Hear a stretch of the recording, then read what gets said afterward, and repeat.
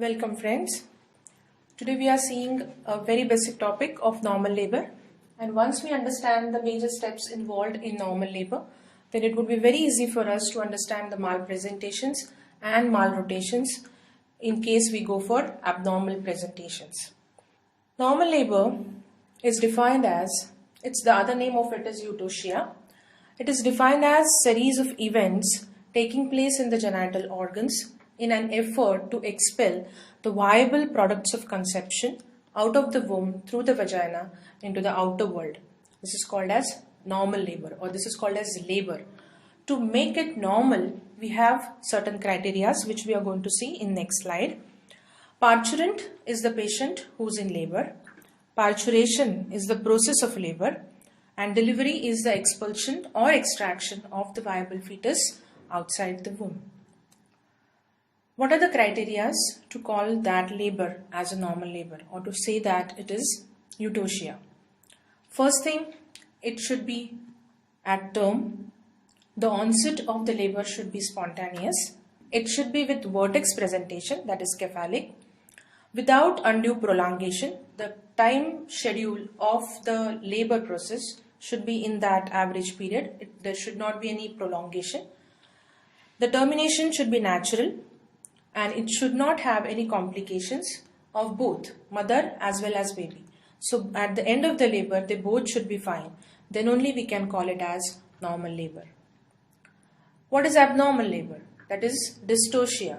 So any variation from these criteria, that is called as abnormal labor.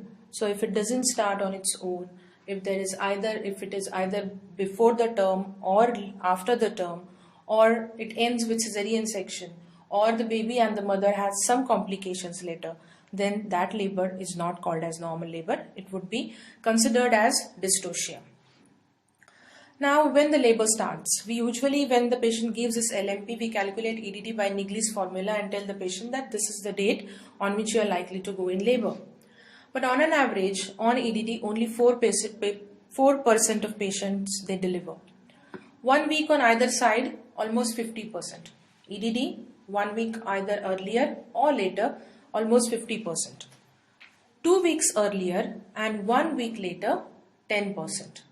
And 43 weeks completed and plus, almost 4%. So actually, on expected date of delivery, only 4% of the patients, they go in labor. Now, what are the causes of onset of labor? First thing, uterine distension. Uteroplacental contribution, the fetal hypothalamo-pituitary adrenal axis. It releases certain hormones which initiates the process. Estrogen has important role. It increases the release of oxytocin from maternal pituitary. It promotes synthesis of oxytocin receptors on endometrium and decidua. It stimulates the synthesis of myometrial contractile protein, increases excitability of myometrial cell membranes, and accelerates lysosomal disintegration. Progesterone, there is alteration in estrogen and progesterone ratio. Prostaglandins, they initiate and maintain labor. Production in amnion, chorion, myometrial decidual cell. These prostaglandins gets produced there. Oxytocin, it again causes uterine contraction. And neurological factors, labor gets initiated through nerve pathways. Now we have certain terminologies. We need to have differentiation whether the patient is in false labor or true labor. So let's understand what are these terms. False pain, that is also called as spurious labor. It's found more commonly in primigravidas. It appears prior to the onset of true labor pain. What are the features? The pain is dull in nature and confined to the lower abdomen. The pain can be continuous or maybe irregularly irregular. The pain is not associated with hardening of uterus. Please remember this point, because in true labor there has to be pain which is associated with hardening of the uterus. This pain, which is erratic, will not be associated with dilatation or effacement of the cervix. And in such cases where the patient is having this type of pain, what do? Usually, we either give enema to the patient or some sedatives or antispasmodics. After sedatives, she sleeps and she wakes up with either no pain or she lands up in true labor.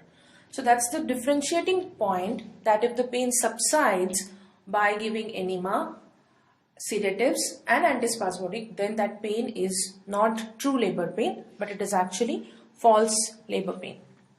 What are the true labor pains? The contractions would be painful. Gradually, to begin with, they are less frequent, less in intensity, the duration is also less, but gradually all three things would increase. The duration of one contraction will increase, the frequency would increase. In 10 minutes, from maybe one contraction to now it will go on increasing gradually to 2 to 3.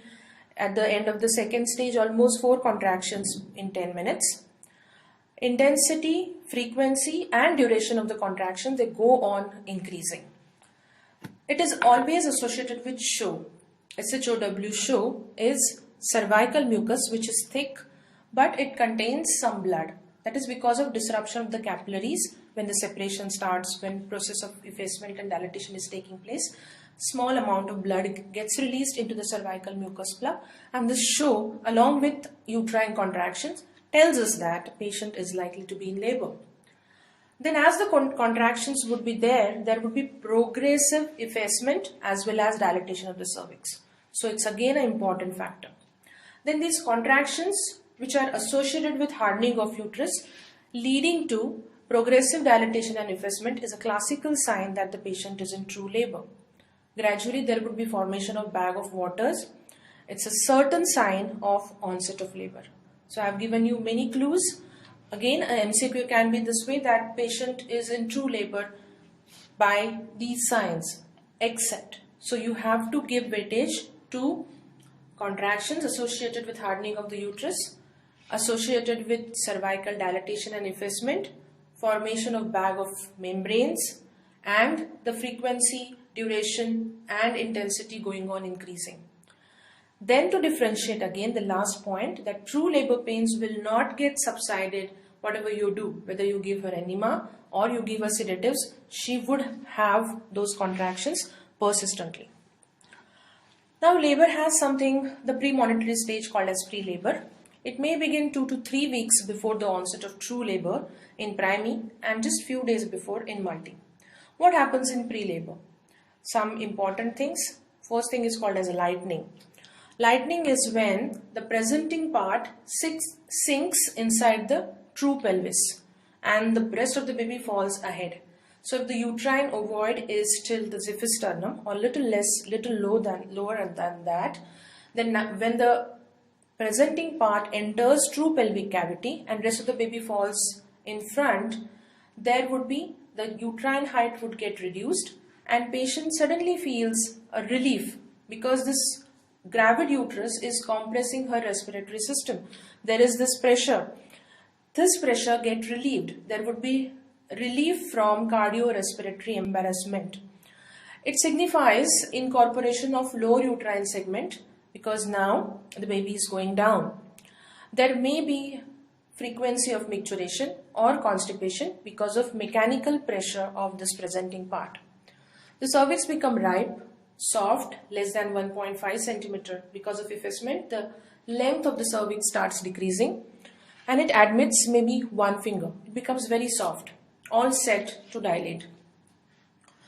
There can be appearance of false pain, and this assessment of progress of labor is done by partograph. WHO has standard partograph and that is to be plotted to detect obstructed labor or prolonged first or second stages. Now the labor has latent phase and active phase. Latent phase is again preparatory phase where the uterus and the cervix are preparing themselves. It starts with true labor pain till 3 cm cervical dilatation. So once the patient becomes 3 cm cervical dilatation, we call that she is in active phase. Till then we consider that she is in latent phase. This duration usually vary 6 to 8 hours in nulliparous patient and 4 to 6 hours in multipary, mainly concerned with cervical effacement. The main thing which is taking place in this latent phase is cervical effacement.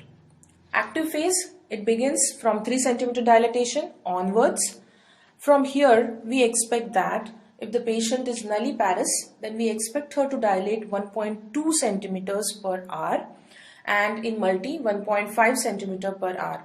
So once the contractions established properly, dilatation has started, it has reached to 3 centimeter, and now we can judge that maybe she'll take 7 hours, 8 hours in labor.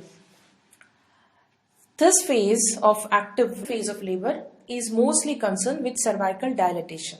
I told you latent phase were concerned about effacement, and now this phase is concerned about cervical dilatation. The contractions would be regular in this phase and the rate frequency will increase. Now let's see what are the stages of labor. We all know there are 4 stages. First stage, it starts from onset of labor till complete cervical dilatation. Full cervical dilatation, it's a very simple question, but when I take exams, sometimes students do confuse. There can be MCQ again. What is full cervical dilatation? You all know baby's head is around 9.5 centimeter. So a head has to come through a cervix. So the dilatation has to be more than 9.5 centimeter. So the correct answer is 10 centimeter cervical dilatation is called as full cervical dilatation. Please don't have any random number as an answer. People say anything 3, 4, 5, 6, 7, 8. But please remember it's 10 centimeter, that is full cervical dilatation. This stage, the first stage, is also called as cervical stage. Usual average duration is 12 hours in primigravida and 6 hours in multi. Now second stage, this is a stage of descent because cervix is completely dilated. Second stage starts from full cervical dilatation till expulsion of the fetus. So this is second stage. It has 2 phases. One is propulsive phase and the other one is expulsive phase. Average duration again, in primigravida 2 hours and in multi 30 minutes. So this is a phase where descent would take place. So if patient is in second stage, we can wait for 2 hours if she is primigravida. She should be delivered in those hours, and in multi the phase is 30 minutes.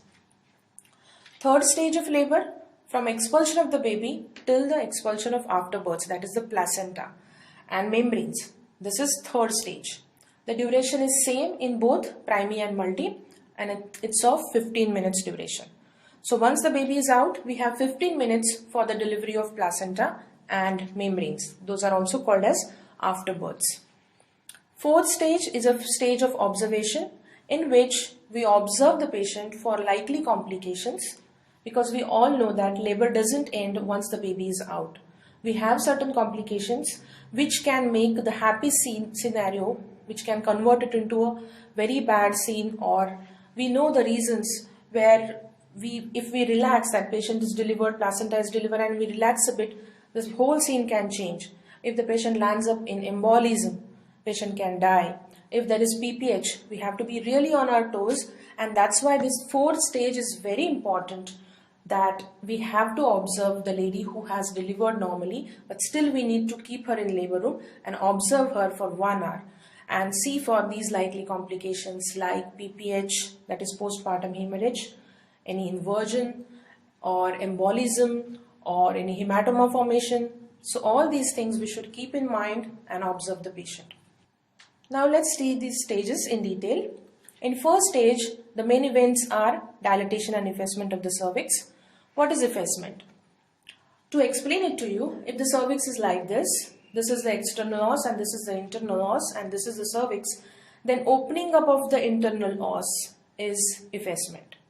So this cervix, which is tubular, which is elongated, is now opening up like this and becoming this way. Formation of lower segment, opening up, effacement has taken place, and then gradually dilatation starts and the cervix dilates like this and baby comes out.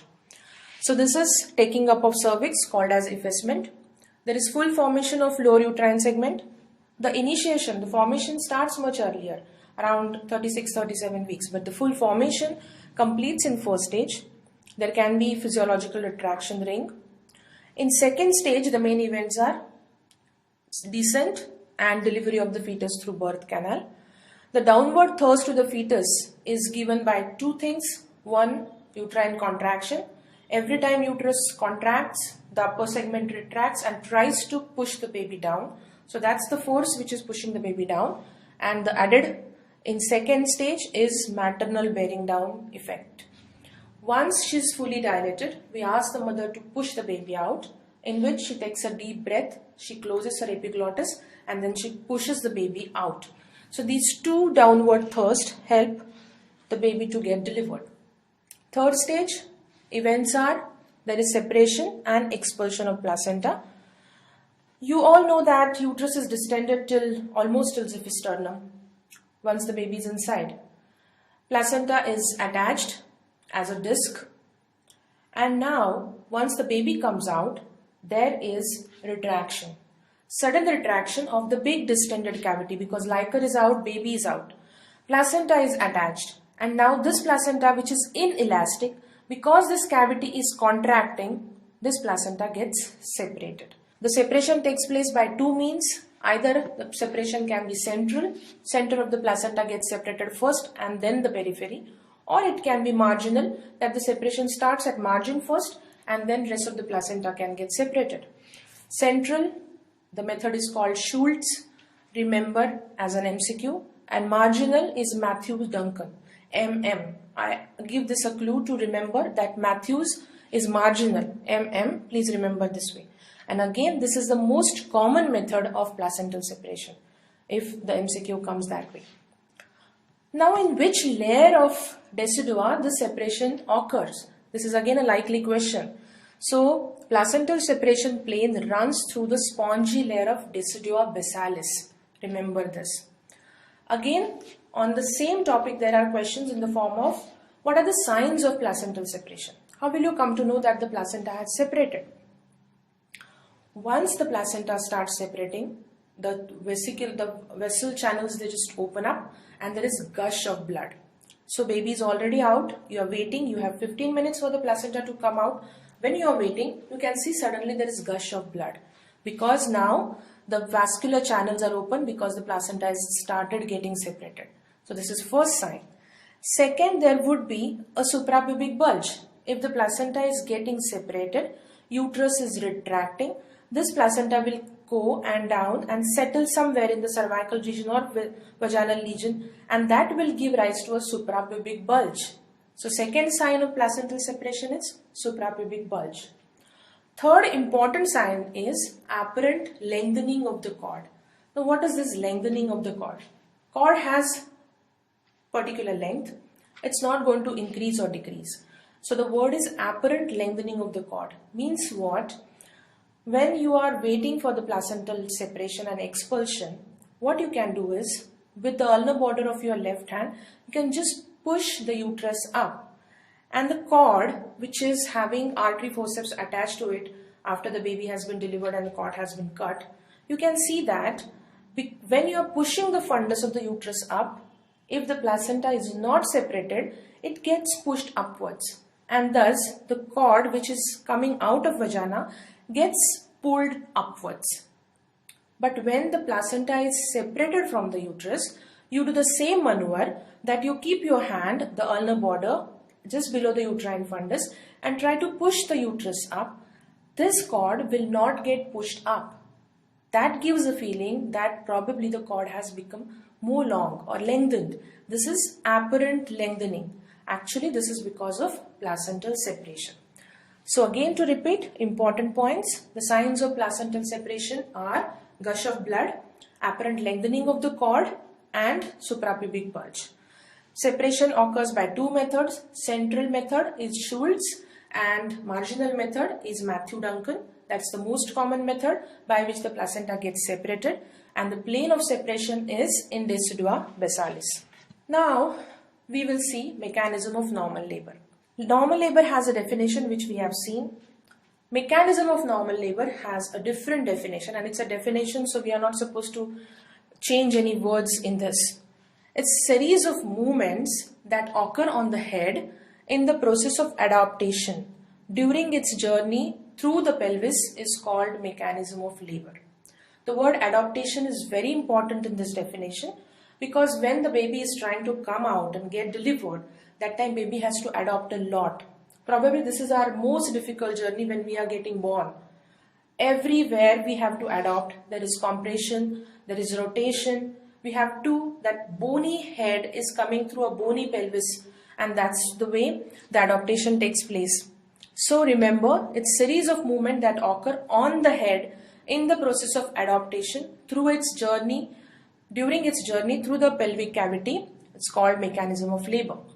Engaging diameter is engaging anteroposterior. You all know pelvis has anteroposterior diameter and transverse diameter. So when engagement takes place, the anteroposterior diameter usually is suboccipitobregmatic. The fetal head anteroposterior diameter is suboccipitobregmatic, which is 9.5 centimeter. And engaging transverse diameter is biparietal diameter. When we talk about diameters, we have engaging diameters and we have diameter of engagement. When we say diameter of engagement, we are talking about pelvic diameters, either anteroposterior or transverse. And when we say engaging diameters, then we are talking about the diameters on the fetal skull. So on fetal skull, the anteroposterior diameter commonly getting engaged is suboccipitobregmatic, which is 9.5, and biparietal diameter is the most common transverse diameter, 9.5. So it forms a perfect ovoid. So we will just stop here and then we come to know and we'll see in detail what are the important steps or events which take place during mechanism of normal labor. Thank you.